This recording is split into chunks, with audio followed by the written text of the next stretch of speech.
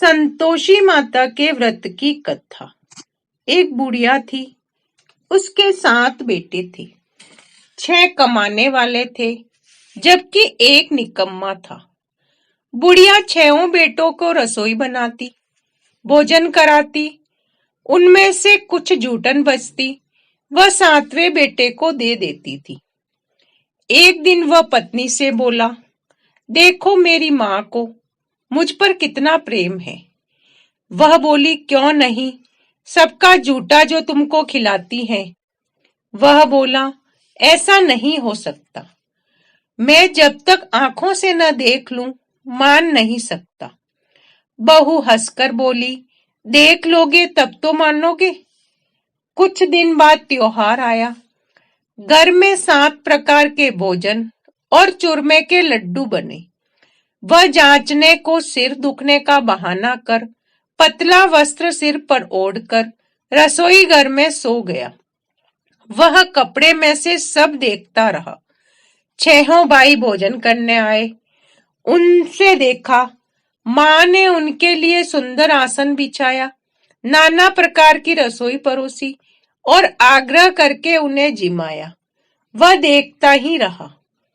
6 भोजन करके उठे, तब माँ ने उनकी जूठी थालियों में से लड्डुओं के टुकड़े उठाकर एक लड्डू बनाया।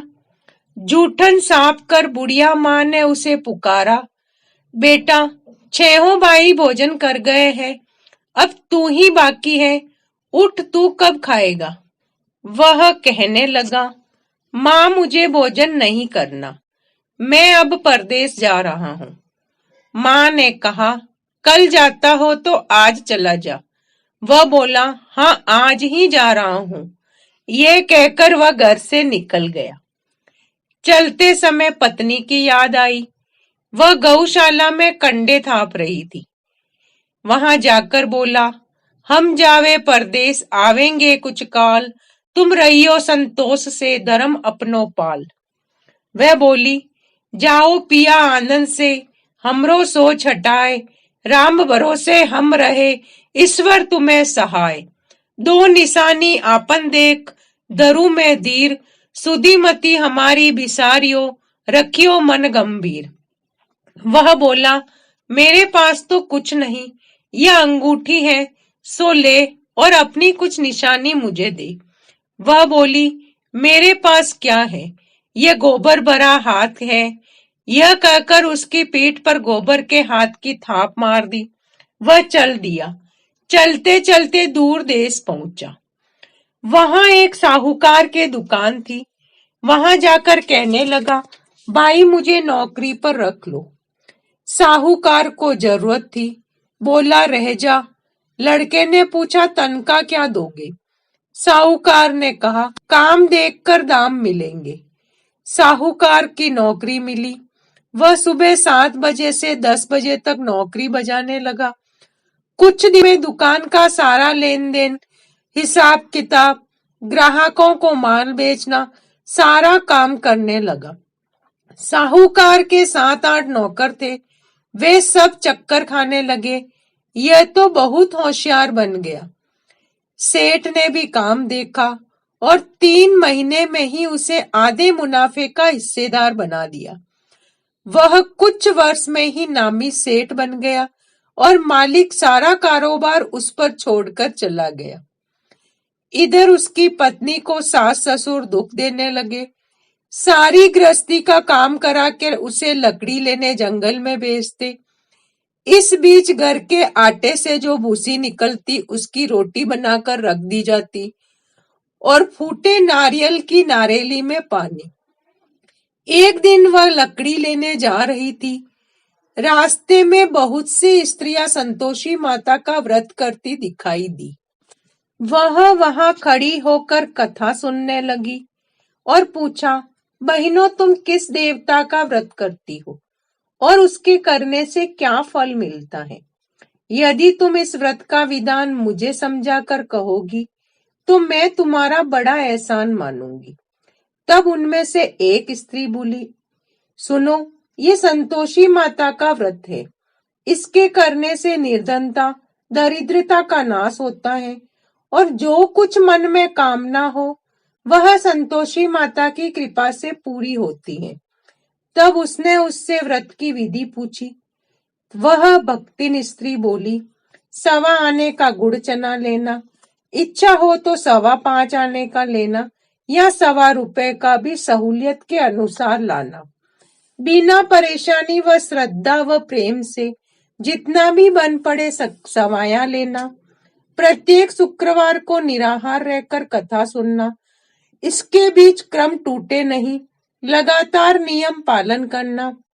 सुनने वाला कोई न मिले तो घी का दीपक जला उसके आगे या जल का पात्र को सामने रखकर कथा कहना। जब कार्य सिद्ध न हो नियम का पालन करते रहना और कार्य सिद्ध होने पर व्रत का उद्यापन करना। 3 मास में माता फल पूरा करती है। यदि किसी के ग्रह खोटे भी हो तो भी माता वर्ष भर में कार्य सिद्ध करती है। फल सिद्ध होने पर उद्यापन करना, बीच में नहीं। उद्यापन में 2.5 सेर आटे का खाजा और इसी परिणाम में खीर व चने का साग करना। 8 लड़कों को भोजन कराना। वहां तक मिले देवर जेठ भाई बंधु के हो, न मिले तो रिश्तेदारों और पास पड़ोसियों को बुलाना। उन्हें भोजन करा यथा दान दक्षिणा दे माता का नियम पूरा करना। उस दिन घर में खटाई नहीं खाना। ये सुन बुढ़िया के लड़के की बहू चल दी। रास्ते में लकड़ी के बोझ को बेच दिया और उन पैसे से गुड़ा चना और माता के व्रत की तैयारी कर आगे चली और सामने मंदिर देखकर पूछने लगी, ये मंदिर किसका है? सब कहने लगे, ये संतोषी माता का मंदिर है। ये सुनकर माता के मंदिर में जाकर चरणों में लौटने लगी। दीन होकर विनती करने लगी, माँ मैं निपट अज्ञानी हूँ, व्रत के कुछ भी नियम नहीं जानती, मैं दुखी हूँ। हे माता जगत जननी, मेरा दुख दूर कर, मैं तेरी शरण में हूँ। माता को दया आई। एक शुक्रवार बीता कि दूसरे को उसके पति का पत्र आया और तीसरे शुक्रवार को उसका भेजा हुआ पैसा पहुंचा। ये देख जेठ जेठानी मुंह सिकोड़ने लगे। लड़के ताने देने लगे। काकी के पास पत्र आने लगे, रुपया आने लगा। अब तो काकी की खातिर बढ़ेगी। बेचारी सरलता से कहती, भैया कागज आवे रुपया आवे, हम सबके लिए अच्छा है। ऐसा कहकर आंखों में आंसू भरकर संतोषी माता के मंदिर में आ मातेश्वरी के चरणों में गिरकर रोने लगी। माँ मैंने तुमसे पैसा कब मांगा है? मुझे पैसे से क्या काम है? मुझे तो अपने सुहाग से काम है। मैं तो अपने स्वामी के दर्शन मांगती हूँ। तब माता ने प्रसन्न होकर कहा, जा बेटी तेरा स्वामी आएगा। ये सुनकर खुशी से बावली होकर घर में जाकर काम करने लगी। अब संतोषी माँ विचार करने लगी, इस भोली पुत्री को मैंने कह तो दिया कि तेरा पति आएगा, लेकिन आएगा कैसे? वह तो इसे स्वप्न में भी याद नहीं करता। उसे याद दिलाने के लिए मुझे ही जाना पड़ेगा। इस तरह माताजी उस बुढ़िया के बेटे के पास जा स्वप्न में प्रकट होकर कहने लगी, साहूकार के बेटे सो रहा है या जागता है? वह कहने लगा, माता सोता भी नहीं जागता भी नहीं, कहो क्या आज्ञा है? माँ कहने लगी, तेरे पास घर बार कुछ है कि नहीं? वह बोला, मेरे पास सब कुछ है, माँ बाप है, बहू है, क्या कमी है? माँ बोली, बोले पुत्र, तेरी बहू घोर कष्ट उठा रही है। तेरे माँ बाप उसे परेशानी दे रहे हैं। वह तेरे लिए तरस रही है, तू उसकी सूद ले। वह बोला, हाँ माता जी, यह तो मालूम है, परंतु जाऊं तो कैसे?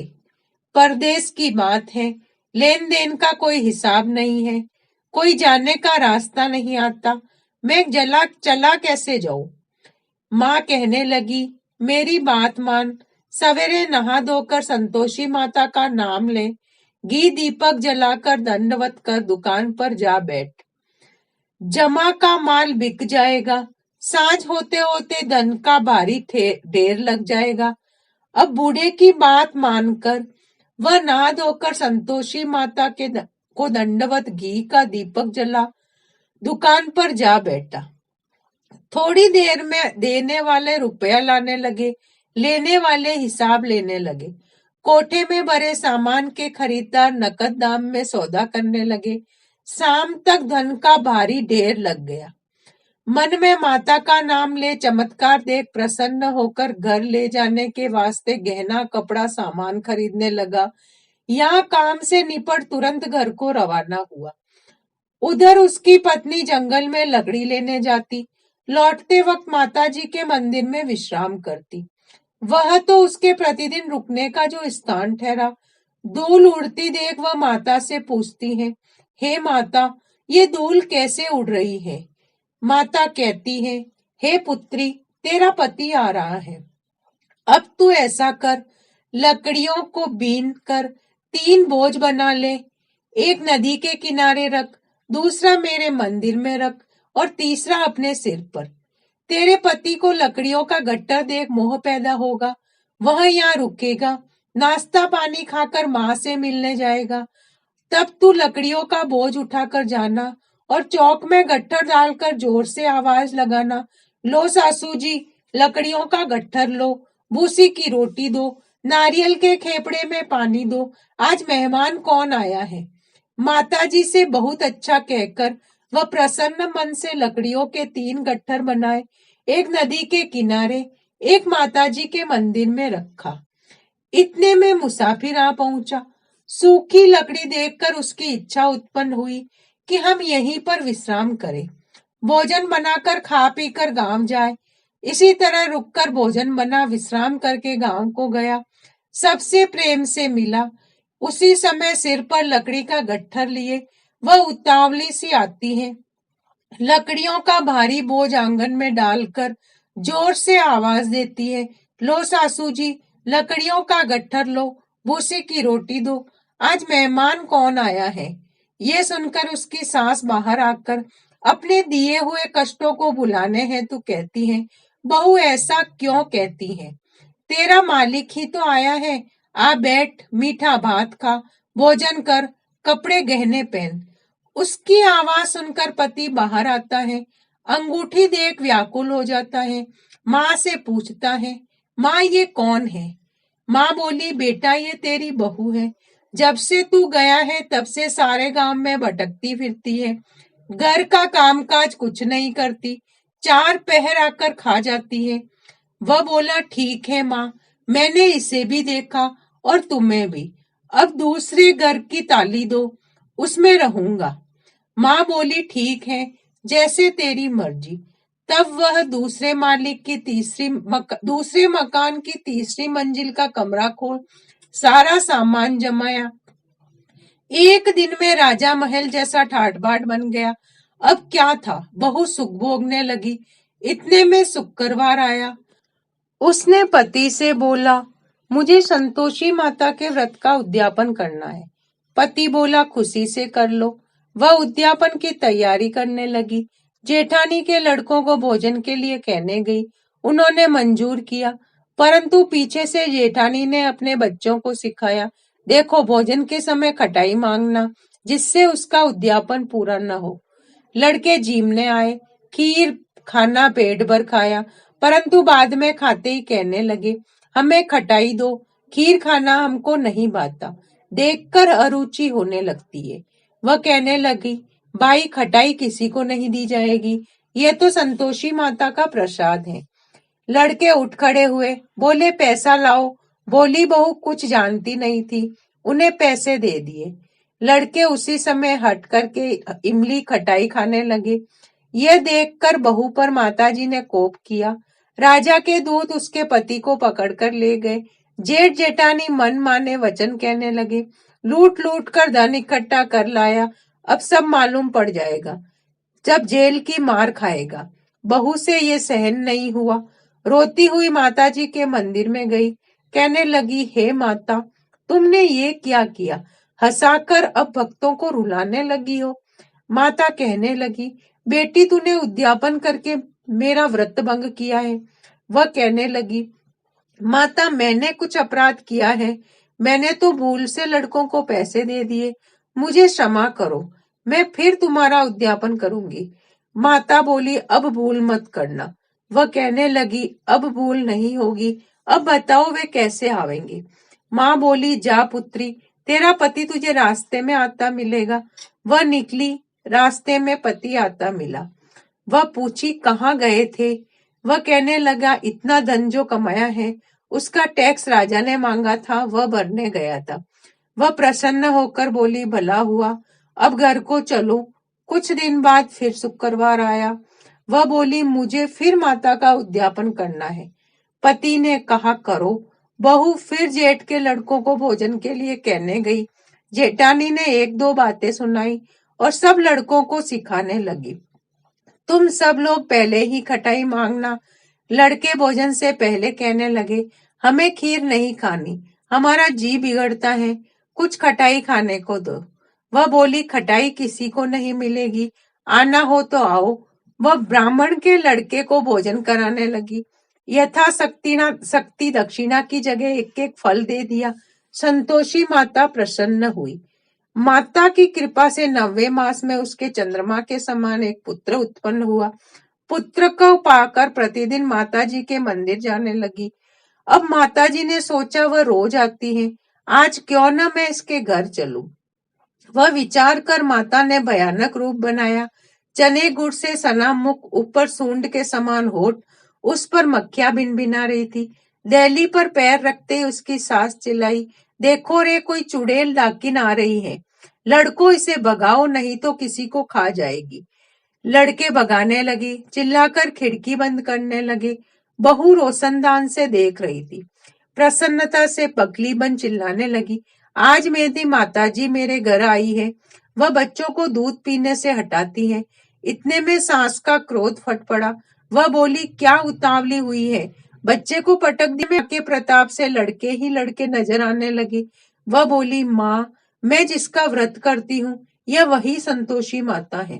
सबने माताजी के पैर पकड़ लिए और विनती कर कर कहने लगे, हे माता, हम मूर्ख हैं, अज्ञानी हैं, तुम्हारे व्रत की विधि हम नहीं जानते हैं। व्रत भंग कर हमने बड़ा अपराध किया है। जगत माता, आप हमारा अपराध क्षमा करो। इस प्रकार माताजी प्रसन्न हुई। बहू को प्रसन्न हो, जैसा फल दिया वैसा माताजी सबको देना, जो पढ़े उसका मनोरथ पूर्ण होना। बोलिए संतोषी माता की जय।